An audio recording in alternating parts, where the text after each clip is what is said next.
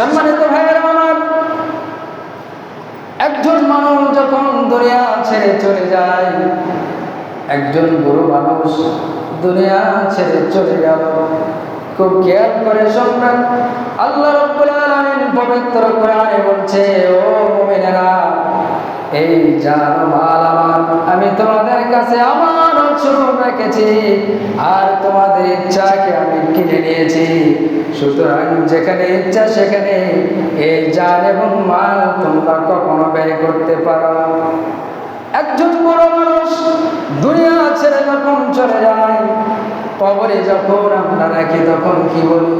মাটি দেওয়ার সময় মিনহা খালাকনাকুম ওয়া ফিহা নুঈদুকুম ওয়া মিনহা নুখরিজুকুম তারাতান নুখরা।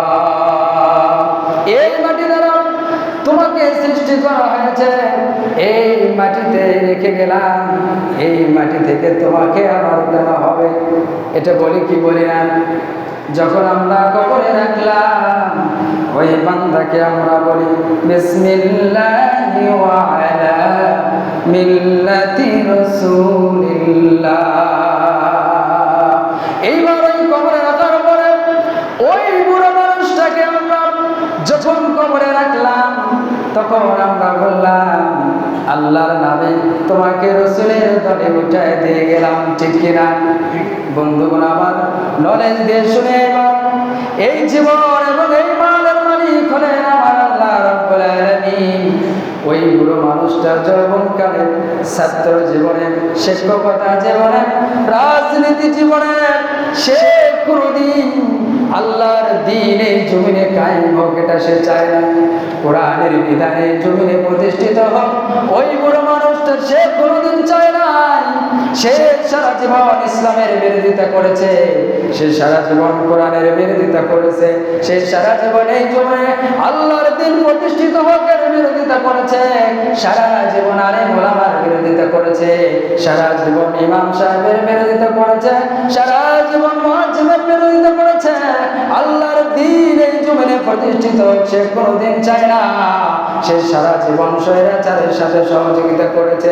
এবারে বুঝুন ওই মানুষটাকে, ওই বড় মানুষটাকে যখন আপনি কবরের মধ্যে মিল্লাতে রাসূলিল্লাহ আল্লাহর রাসূলের দলে উঠে দিয়ে আসলেন, যে বুড়ো মানুষটা সারা জীবন দুনিয়াতে রাসূলের বিরোধিতা করেছে, রাসূলের দলে কাজ করলো না, ওই মানুষটাকে কবরে রাখার পরে রাসূলের দলে যখন আপনি উঠে দিলেন, নলেজ দিয়ে বলেন তো এবার ওই মরা মানুষটাকে আল্লাহর রাসূলের দলে রাখার কি প্রয়োজন আছে?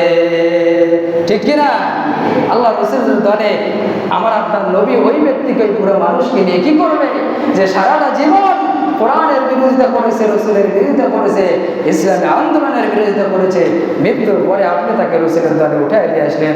ওই মরা মানুষকে, ওই ব্যক্তিকে আল্লাহ রাসূলের দলে উঠায় নিতে আমার নবীজি কখনো পারে না। সুতরাং এই জানমাল, এই জীবনটা যতদিন বাঁচবে আল্লাহর রাস্তায় ব্যয় করতে হবে। কোন রাস্তায়? আল্লাহর রাস্তায় ব্যয় করতে হবে। রাজি আছি তো ইনশাআল্লাহ?